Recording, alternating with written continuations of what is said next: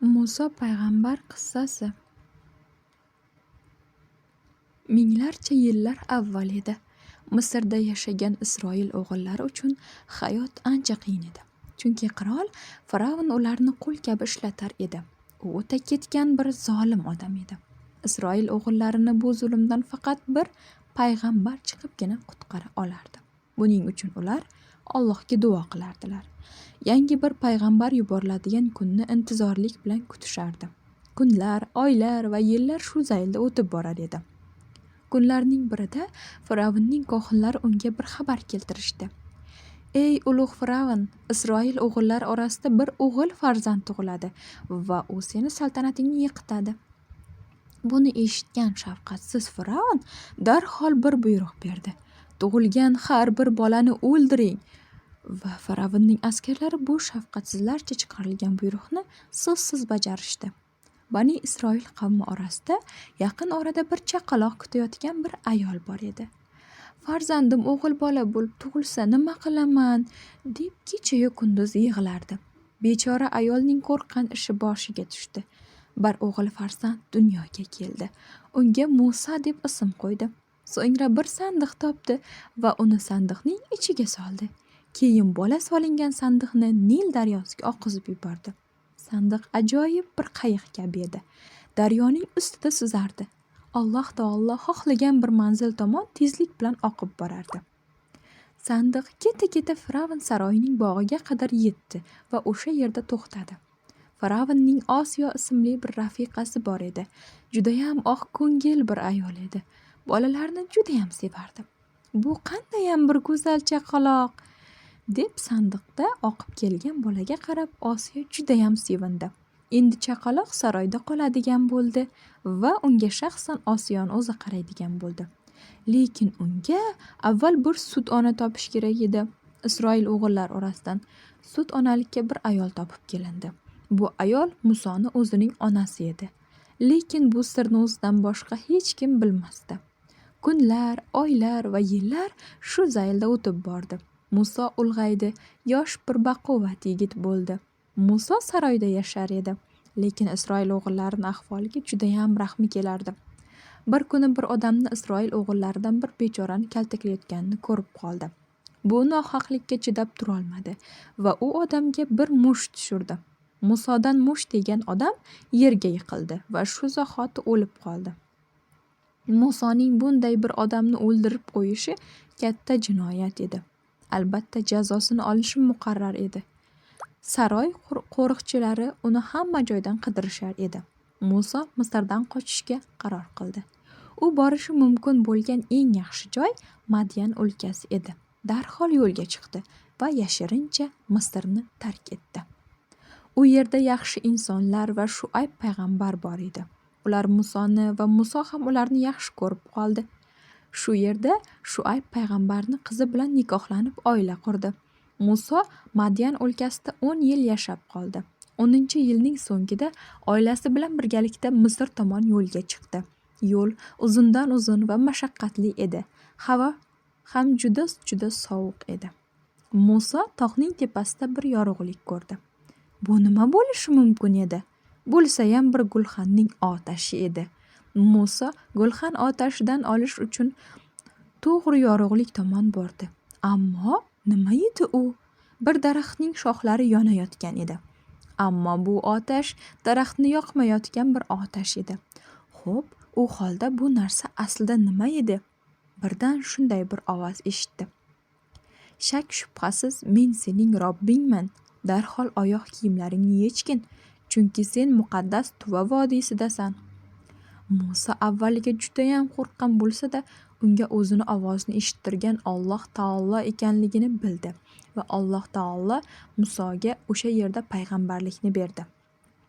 Muso payg'ambarni Misrda akasi Horun kutib oldi.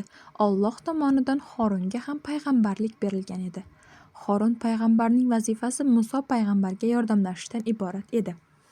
Amalga oshirilishi kerak bo'lgan birinchi ish Firavnning huzuriga borib uni Allohga iymon keltirishga da'vat qilish edi. Lekin bu unchalik ham oson ish emas edi. Muso payg'ambarlar bilan Horun payg'ambar Firavn oldiga bordilar. Unga Allohni va Allohning amrlarini tushuntirdilar. Isroil o'g'illarini qul kabi ishlatishdan voz kech, ularni qo'yib yubor, yurtlariga qaytib ketsinlar, dedilar. Fir'avn, modomiki payg'ambarman deb da'vo qilyapsan, u holda bizga bir mo'jiza ko'rsatki, biz ham ishonaylik, dedi. Muso payg'ambar hassasini, ya'ni qo'lidagi tayog'ini yerga tashladi. Hassa Fir'avn va uning odamlarini ko'z o'ngida ajdarho kabi katta bir ilonga aylandi. Muso payg'ambar ilonni ushladi. Ushlagan zahotiyoq ilon yana o'sha tayoqqa aylandi. Fir'avn ko'rganlari qarshisida lolu hayron bo'lib qoldi. Sen naqadar bir buyuk sehrgar bo'lib yetishibsan-ku, dedi. Muso payg'ambar, men sehrgar emasman. Men Allohning payg'ambariman. Hozirgi ko'rganlaring ham sehr emas, Allohning mo'jizasi edi, dedi. Ammo Fir'avn unga ishonmadi, chunki ishonishni xohlamas edi. Muso payg'ambarning dovrug'i butun mamlakatga yoyildi. Fir'avn bu ishdan juda g'azablandi. Isroil o'g'illariga qilayotgan zulmini yana orttirib yubordi. Ularni Misrdan ketishlariga izn bermadi. Muso payg'ambar esa o'z xalqini vataniga qaytarishni istayotgan edi. Fir'avn va uning tarafdorlari o'z o'jarliklaridan voz kechmayotgan edilar. Alloh ularga dahshatli bir qurg'oqchilik yubordi. Ammo ular bu voqeadan saboq chiqarmadilar. Qurg'oqchilik ortidan bir necha kun to'xtovsiz yomg'ir yog'di. Muso payg'ambarga kelib, Robbingga duo qil, yomg'ir yog'ishdan to'xtasin. Shunda biz ham senga ishonamiz, deyishdi. Muso payg'ambar duo qildi va yomg'ir to'xtadi.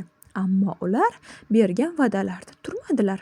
Shunda katta bir chigirtka galasi ularning ustiga yopirila boshladi. Misr xalqi va yana Muso payg'ambarga biz uchun duo qil, senga ishonamiz, dedilar. Muso payg'ambar Allohga yolvorib duo qildi. Chigirtka balosidan xalos bo'lishdi. Ammo ular o'z so'zlarida turmadilar. So'ngra hamma yoqni hasharotlar bosib ketdi. Hech bo'lmaganda bu safar aqllari ishlab qolar. Yo'q, bu safar ham avvalgi holat takrorlandi. Senga so'z beramiz, bu safar bergan va'damizda turamiz, duo qil, deyishdi. Ammo bergan va'dalarini yana ustidan chiqmadilar. So'ngra hamma joyni qurbaqa bosib ketdi. Bu safar ham Muso payg'ambarga borib panoh so'radilar. U duo qildi. Alloh ularni qurbaqa balosidan qutqardi. Afsuski, bu gal ham Allohga va uning payg'ambariga iymon keltirishmadi. Fir'avnga ishonib, Isroil o'g'illariga zulm qilishda va zaiflarga ozor berishda hamda faqirlarni ezishda davom etaverishdi. Bir kun ertalab anhor suvlari qonga aylanganini ko'rdilar. Darhol Muso payg'ambar oldiga chopib bordilar. Yalinib yolvordilar. Muso payg'ambar bu safar ham ular uchun duo qildi. Anhor va hovuzlardagi suvlari asl holiga qaytdi. Ammo ular baribir Allohga iymon keltirmadilar. Isroil o'g'illariga bu bo'lib o'tayotgan sinovlar hech ta'sir qilmas edi. Faqatgina bu balolar Fir'avn va uning tarafdorlariga ta'sir qilar edi. Oxir-oqibat Muso payg'ambar va Isroil o'g'illari yo'l hozirliklarini ko'ra boshladilar. Endi Misrni tark etish vaqti kelgan edi. Uzundan uzun olomon Qizil dengiz tomon yo'lga ravona bo'lishdi. Fir'avn buni eshitishi bilan aqldan ozayozdi. Darhol askarlarini tayyorlab, ularni ortiga tushdi. Isroil o'g'illari Qizil dengizning qirg'oqlariga yetib borganlarida Fir'avn ularga yetib oldi. Endi nima bo'ladi? Oldilarida dengiz, ortlarida katta bir qo'shin turardi. Muso payg'ambar hech ham qo'rqmasdi. Allohning ularga beradigan yordamiga chin ko'ngildan ishonardi. Shunda Alloh unga asoyingni dengizga ur degan buyrug'ini eshitdi. Muso payg'ambar asosini, ya'ni hassasini dengizga urdi va dengiz ikkiga ajraldi. Birdan dengiz orasida quruq yer paydo bo'ldi. Hammalari birdan mana shu yo'ldan o'ta boshlashdi. Xuddi shu vaqtda Fir'avn va uning qo'shini ularga yetishib qolgan edi.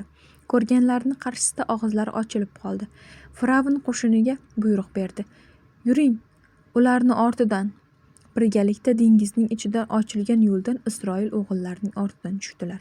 Lekin Isroil o'g'illari qarshi tarafga o'tar o'tmas dengizda ochilgan yo'l yopilishni boshladi. Fir'avn va uning askarlari g'oyatda baland bo'lgan to'lqinlar orasida qoldi. Barchasi shu yerda suvga g'arq bo'lib halok bo'lishdi.